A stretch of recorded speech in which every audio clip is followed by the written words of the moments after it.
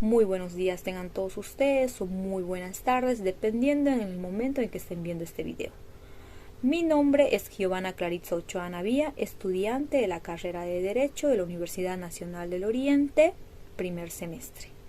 En esta oportunidad les voy a hablar sobre la oratoria. Tenemos 3 puntos fundamentales. ¿Qué es la oratoria, su historia y sus funciones? ¿Qué es la oratoria? Nos dice. La oratoria es el arte de expresarnos elocuentemente ante un determinado público. Es decir, hablar con fluidez y propiedad ante un determinado público, intentando persuadir a las personas a las cuales nos dirigimos. ¿Qué significa persuadir? Intentando modificar sus sentimientos, sus pensamientos. Como punto número 2 tenemos la historia. Nos dice que la oratoria no tiene una fecha exacta de nacimiento, pero surgió en Sicilia. Aunque un dato importante es que se perfeccionó en Grecia, donde se la elevó como un instrumento prestigioso y de poder político, pasando la oratoria a la República Romana, donde Marcos Tulio Cicerón la perfeccionó con su discurso y sus tratados que son recordados hasta el día de hoy. También vamos a hablar de Sócrates, quien fue el primero en crear una escuela de oratoria en el mundo. También vamos a hablar de Demóstenes. ¿Quién era Demóstenes?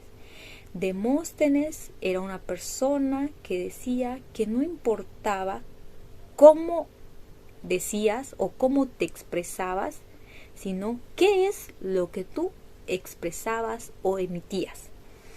¿Por qué?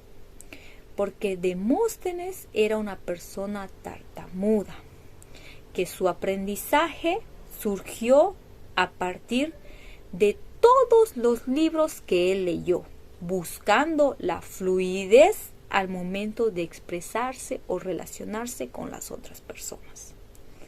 Fue posesionado entre uno de los más grandes oradores gracias a su conocimiento y a su perseverancia de intentar encontrar la fluidez. Tuvo 3 técnicas muy importantes. Una, que fue la lectura, que lo nombré anteriormente. 2, fue llenarse la boca de piedras y leer los libros intentando la fluidez también.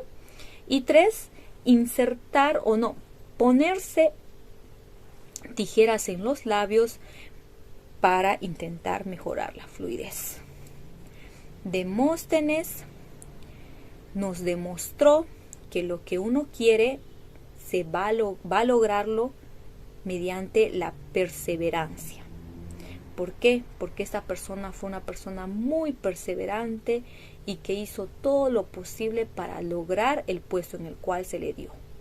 Entonces, Demóstenes decía que la estructura de la democracia no eran piedras, sino palabras. Él nos decía que la palabra tenía un gran poder, ya que mediante ella podías modificar el pensamiento de muchas personas. Como punto número 3, vamos a hablar de las funciones. Tenemos 3 funciones. La función de relacionarse, de expresarse y de influir. La primera función de relacionarse. El objetivo es que el orador cree un vínculo con el auditorio o con las personas que están en el auditorio. ¿Qué quiere decir esto? Que la persona que va a emitir el mensaje debe conocer a las personas a la cual se va a dirigir. ¿Por qué?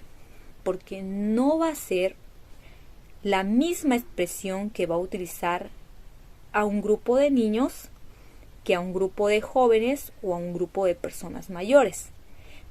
La expresión y los términos incluso deben ser diferentes. Por eso el orador debe ver a qué tipo de público se está dirigiendo. Es por eso que se dice que debe buscar ese vínculo entre el público y el orador.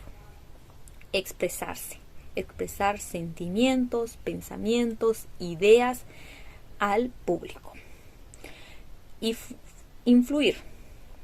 Influir significa cambiar el pensamiento de las personas. No cambiar, sino modificar. Y si no se llega a modificar, por lo menos plantar la duda, ¿no? Por ejemplo, en Bolivia se utiliza mucho lo que es la oratoria en el momento de dar discursos para crear conciencia o para crear también cambios de ideologías en las personas. Entonces la oratoria es muy importante, ya que mediante ella podemos cambiar el pensamiento de muchas personas.